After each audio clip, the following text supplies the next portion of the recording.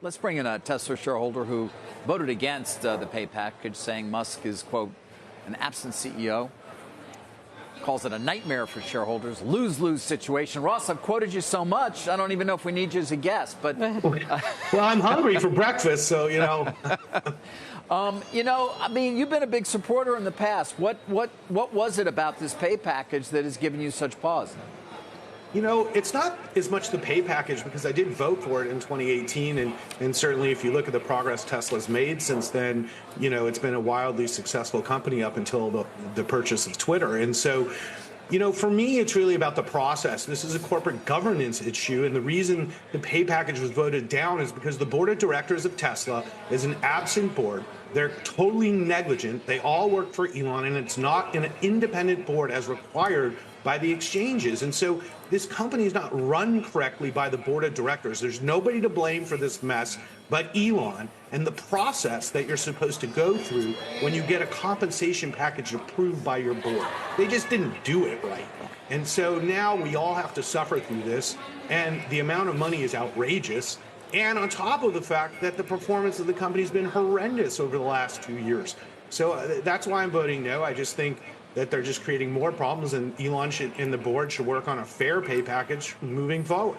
Yeah, well, you cited many of the reasons that Chancellor McCormick and the Delaware Chancery Courts struck it down, saying the board was not independent. But all that said, Ross, I mean, this was something that was agreed to, that 73% of shareholders voted in favor of some 5.5, 6 years ago, and that he delivered on. So, you know, again, That's right. I mean, looking back, shouldn't a contract and a promise be a promise? That is, if it was really a contract between two parties, and that's the whole point, is that wasn't. It's not a contract. It's not a deal. You know, a deal is when two individuals shake hands and negotiate. There was no negotiating process at all. There was nobody representing shareholders. For example, if somebody would have pushed back to Elon and said, you know, how about we do half this number? It would have still been an outrageously good pay package, and it would have saved shareholders maybe $25 billion. But the fact that there was no negotiation is the issue, not whether a deal is a deal. It's that he's doing a deal with himself. I'd love to go to my company and negotiate my own pay package with myself. It would be great, and I'm a privately held company. But that's not the way companies work, and you and I both know that. Aren't you up a lot on your investment? When did you buy Tesla? Yeah, I've made a fortune on Tesla. I bought it 10 years ago, and I was a critical supporter of Tesla in 2018. And if it weren't for investors like me and my firm and several other firms that supported Elon in 2018, Tesla wouldn't have made it, if you all recall, because you all were involved back then too. And so the bottom line is I guess then my question would be, don't you think he's earned it? Yeah, and I also think my investment in NVIDIA, that's done 5 times better in the same 10 years.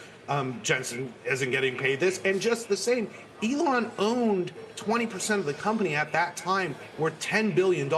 And he's personally benefited to the tune of $90 billion of gains. When you own your own company, you don't need compensation. You know, it's like a silly thing.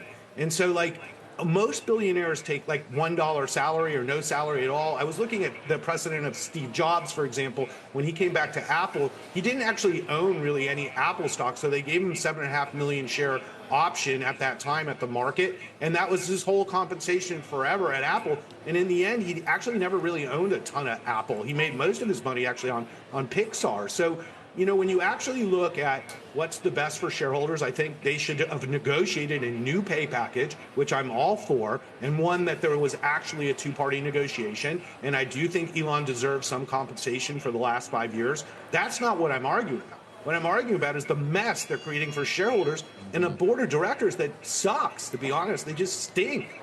I've never seen such a bad board. It's going to be written up in business schools for years to come to study what a horrendous board that Tesla has.